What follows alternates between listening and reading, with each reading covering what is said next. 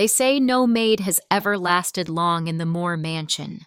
The towering black gates, the polished stone courtyard, the gleaming luxury cars, all gave outsiders the illusion of grandeur. But inside, the atmosphere was as heavy as a battlefield. And at the center of every fear stood Helena Moore, a beautiful, powerful woman, but so ruthless it chilled the bones. Within just 6 months, maids had fled. Some broke down crying in the middle of the night, some left without a word, and some even climbed over the fences to escape. People called the mansion the house that could not keep servants. Then one morning, Maya Johnson appeared. A brown-skinned young woman, simply dressed, carrying nothing but an old nylon bag. Unlike the others, Maya did not come to please anyone, nor to escape her fate. She crossed that gate with only one reason: her little daughter Clara was in the hospital waiting for a surgery she could barely afford. Maya had nothing in her hands except eyes burning with determination. She could not fall, could not walk away. Leaving this place would mean her daughter losing her only chance at survival. The butler looked at Maya and shook his head.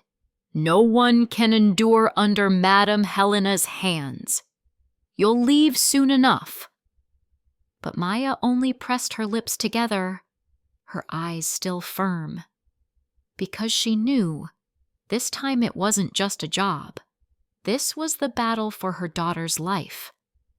Maya had barely stepped into the house when the butler's curt voice struck. "Take the mop, start with the marble floor. Madam is coming down." The house grew still. Only the ticking of the clock, and then clack, clack, clack, the echo of heels on the staircase. Helena Moore appeared, a deep red silk robe wrapped around her elegant frame, a slender jewel glinting in her hand. She stopped at the last step, her eyes sweeping over Maya from head to toe. A moment of silence. Then suddenly, Helena tilted her hand, spilling freshly mopped water across the glossy stone floor. The splash stained even the hem of Maya's simple dress. "This is the 3rd time this week my path is dirty," Helena said coldly. "I don't like waiting. Clean it. Now." The butler held his breath, whispering, "She won't last either." Maya lowered herself, gripping the mop tightly, her eyes still blazing. Her worn slippers were soaked, the streaks of water on the floor like her first trial. But she did not protest, did not explain. She simply wiped the water away so quietly that even the onlookers found it strange. Inside her heart, a voice whispered, "Endure this, as long as Clara still has a chance to live." 3 months, Maya. Just 3 months. Helena watched the new maid silently scrubbing the corner of her lips, curving slightly. She was used to seeing servants break down on the first day, but something in this girl's firmness unsettled her. A new game had officially begun. The next morning, while the mansion still slept, Maya was already awake by 5 a.m. She swept the courtyard, polished the glass windows, and scrubbed the marble floors. Sweat glistened on her brow, but her hands never stopped. In the kitchen, the longtime cook Mama Ronke looked at Maya with pity, whispering, "Child, here. It's not just about working hard. The real struggle is surviving Madam's temper." Just then the soft rustle of silk echoed. Helena Moore appeared, robe tied neatly, phone in hand. Without looking at anyone, she demanded sharply, "My lemon water," Mama Ronke stammered. "I'm preparing. I wasn't asking you." Helena cut in, her eyes landing on Maya. Maya quietly set down her cloth, her voice steady. "I'll fetch it right away, madam." Helena slowed her steps, enunciating each word. Not hot, not cold. Just the right temperature. One mistake, and you'll pay for it forever. Maya carefully measured each slice of lemon, ensuring the water was precise. Her hands moved quickly, but her eyes stayed sharp. When she brought it to Helena's room, she knocked gently. "Madam, your lemon. Water." Helena lifted the glass, took a sip, then paused deliberately to make Maya's heart race. Finally, the corner of her lips curved. "At least you can follow instructions. Consider yourself lucky today," other servants whispered. "No one survives the first week." But Maya knew this was only the beginning. Helena had no intention of letting her last. And Maya, with a heart burning for her daughter, was ready for every trial. That afternoon, Maya was cleaning Helena's luxurious bedroom. Every mirror, every table gleamed. As she bent to scrub the sink, her shoulder brushed against a perfume bottle on the shelf. The glass toppled, rolling silently. Maya caught it just in time, her heart pounding. She sighed in relief until she turned around. Helena stood at the doorway, arms folded, eyes like ice. Without a word, she stepped forward. Smack! A sharp slap landed on Maya's cheek, echoing in the silent room. Clumsy Helena hissed, "I don't tolerate incompetence in my house." Maya staggered slightly, her eyes brimming red, but she refused to shed a tear. She bowed low, whispering, "I'm sorry, madam." Then with trembling hands, she replaced the perfume neatly and resumed scrubbing as if nothing had happened. In the hallway, Richard Moore, Helena's husband, had witnessed it all. His eyes flickered with disapproval, then softened into quiet pity. But he said nothing. Perhaps his silence meant one thing: Maya could only stand on her own. And in her heart she murmured, "For Clara. As long as she has a chance to live, I will not give up." That slap did not break her. It only fueled the fire in her eyes. After the first slap, Helena did not stop. She began her usual game, breaking down her servants' willpower with cruel mind games. One morning, after Maya had finished cleaning the living room and returned to her quarters, she discovered her new uniform had disappeared. In the wardrobe, only a torn lace dress remained, clearly not hers. Maya stayed silent, covering herself with her old faded clothes, tying them firmly at the waist. When she stepped out, she looked utterly composed. You're going to work dressed like that," the housekeeper gasped. Maya simply replied softly, "It's clean. It's decent. That's enough." When Helena saw her, she smirked coldly. "You look like you crawled out of a sewer. Or perhaps you dress like that to match your station?" Some of the servants chuckled. Maya said nothing, continuing her work without a word. But Helena did not stop there. One evening, she deliberately spilled red wine on the pristine white carpet, then said casually, "Really inconvenient, Maya. Clean it up." Maya said nothing, only knelt silently, blotting each drop of wine, her calm presence unsettling everyone watching. Another time, Helena smashed an expensive crystal vase and blamed it on Maya. Her only reply was, "I'll fix it, madam." Her acceptance without protest, without resentment, only made Helena uneasy, because every servant before had cried or fled. But Maya stayed. Maya endured in silence. Helena began to feel that silence was like an invisible force pressing on her. One quiet afternoon in the garden, Richard Moore, the powerful man nearing 60 with silver in his hair, sat reading his newspaper among the bougainvillea. He rarely paid attention to household affairs, but that day, his eyes lingered on a small figure. Maya, in her old tattered blouse, was sweeping the fallen leaves along the path. Her hands were calloused, her face tired, but each movement was steady, determined without complaint. The frayed hem of her dress dragged along the stones, yet she seemed not to mind. Richard lowered his paper, his voice deep and calm. "Maya, isn't it?" She paused, bowing slightly. Yes, sir. He studied her for a moment, then asked gently, Do the people in this house treat you well? Maya hesitated. She didn't want to lie, but she couldn't expose the truth either. Finally, she smiled faintly. They treat me the way life often treats people like us. But I'll be fine, sir. Her answer quieted Richard. In her weary eyes, he saw something strange, silent resilience. He folded his paper slowly. That evening, as Helena sipped her wine, Richard suddenly asked, With the way you treat her, why hasn't she left yet? Helena smirked coldly. Because she's still useful. Nothing more. But even Helena began to sense something different. Maya wasn't like the others.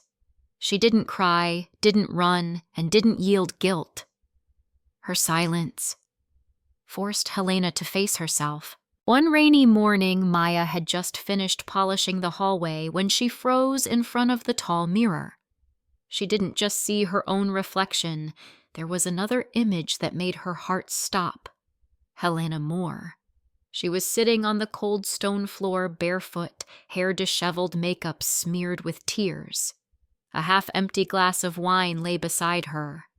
The woman once known as the Cold Queen now looked like a broken fragment. Maya hesitated, intending to turn away, but something within her urged her forward. She spoke softly. Madam, forgive me for intruding. Helena looked up, wiping her tears roughly, her voice trembling. What do you want? Maya gently placed a clean handkerchief nearby. Perhaps. You'll need this. She turned to leave, but Helena's voice rose sharply behind her. Why? Why are you still here? So many left crying but you. You remain in thou silence. Maya stopped sighing. For my daughter. I don't have the right to run. I only need to last long enough to pay for her surgery. Helena's eyes pierced into her, a mixture of curiosity and pain. You're not afraid of me. Maya lifted her gaze, calm and steady. I used to fear life itself. But after seeing my daughter fight for every breath in the emergency room, what else is there left to fear? For the first time, Helena had no answer. In her tear-reddened eyes, a true crack had appeared, where her mask of power could no longer hide the wounded soul beneath. After that rainy night, the air in the Moore mansion felt subtly different. Helena Moore, once accustomed to shouting and humiliating, grew quieter. She no longer flung things to the ground or screamed over a speck of dust. One morning, as Maya swept the courtyard, she unconsciously began humming an old hymn her mother used to sing during hard times. The tune was soft, but enough to float through the still hallways. Helena, standing on the balcony, listened silently. Then she asked, her voice strangely gentle, What song is that? Maya bowed slightly. Madam, it's an old hymn. From long ago.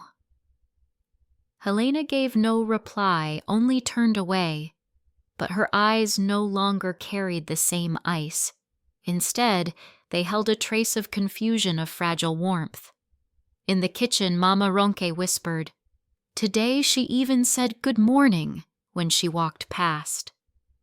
How long has it been since we heard that even Musa the gatekeeper was puzzled? Why?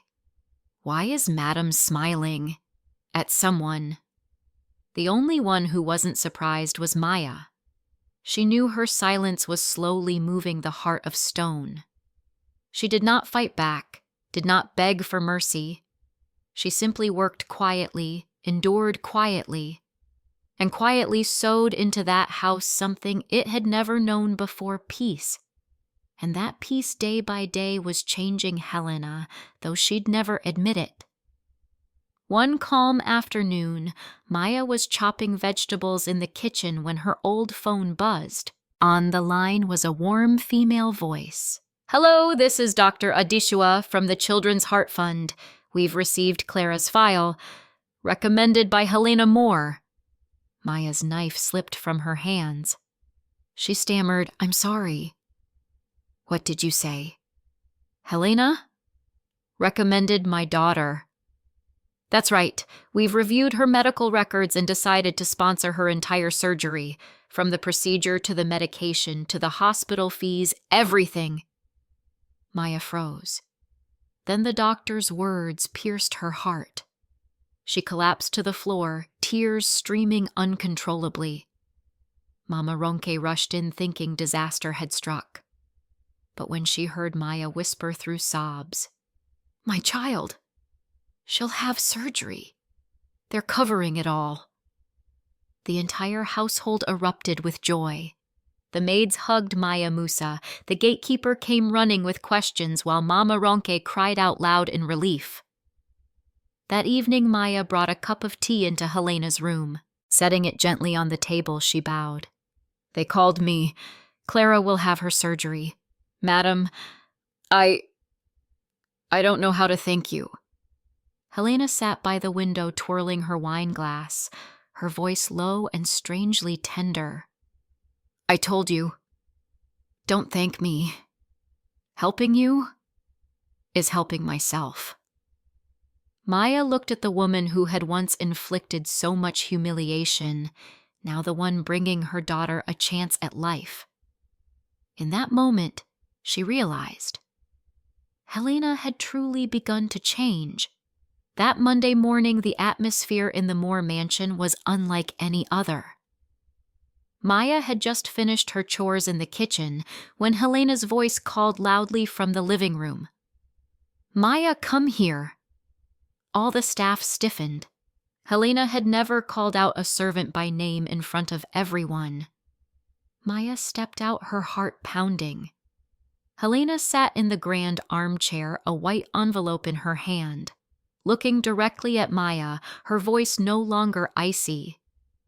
"From today, you will oversee the household. Your salary is doubled. And the hospital will continue supporting Clara. Her expenses are covered." The room fell silent. The butler's jaw dropped. Mama Ronke dropped a wooden spoon, and Musa, the gatekeeper, whispered in disbelief, "Is this real?" Maya trembled, tears brimming, "Madam." "Why me?" Helena tilted her head slightly, a rare smile on her lips. "Because you achieved what no one else could. You didn't just clean this house. You cleansed the fear that haunted it for too long." Her words drew every eye in the room onto Maya, not as the silent maid anymore, but as the pillar who restored peace. Richard Moore descended the stairs, extending his hand to Maya. "Thank you for bringing what I could not all these years."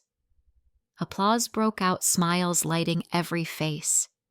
Maya took a deep breath, tears falling, but this time not from humiliation, from joy. In that moment, she knew her strength was finally recognized. And Clara now had a future. One moonlit night, Maya was clearing leftovers in the kitchen when Helena appeared unexpectedly. No silk robe, no heavy makeup, only a woman in a simple nightgown. She stood silently for a moment, then whispered, "Maya, do you have a moment?" Maya nodded. The two stepped outside. The night was quiet, crickets singing, moonlight silvering the garden. Helena sat down, eyes distant. "Do you know, I was once a maid just like you." Maya was startled, speaking softly. "You." Madam Helena gave a bitter laugh, her voice trembling. "When I was 13, my mother died. My father vanished. I was sent to a mansion I didn't know. There the madam treated me worse than trash. She didn't need to hit me, didn't need to scream. One cold look was enough to make me feel I didn't deserve to live." Her hand clenched the glass before her. I swore that one day I'd be the madam, that no one would ever look down on me again. I thought being cold, being powerful, was strength. But then I saw you, and I saw the little girl I once was. Maya sat in silence. In Helena's eyes, there was no arrogance left, only a pain that had never healed. Helena turned, whispering, "I'm sorry for everything I did to you." For the first time, Maya saw real tears streaming down Helena's face. Finally, Clara's surgery day arrived. In the quiet hospital room, the monitors beeped steadily. Maya sat in the corridor, hands clenched together, trembling, praying endlessly that her daughter would survive. Then, the doctor came out, lowered his mask, and smiled warmly. The surgery was successful. Clara will be fine. Maya broke down, sobbing uncontrollably. They were not tears of pain, but tears of release of a miracle after endless suffering. 3 days later, Clara awoke. She wore a simple yellow dress, her thin face glowing with a radiant smile. When Maya embraced her, the whole world seemed to vanish. What Maya didn't expect was when they returned to the Moore mansion, the entire household awaited them. Musa had hung balloons he crafted himself.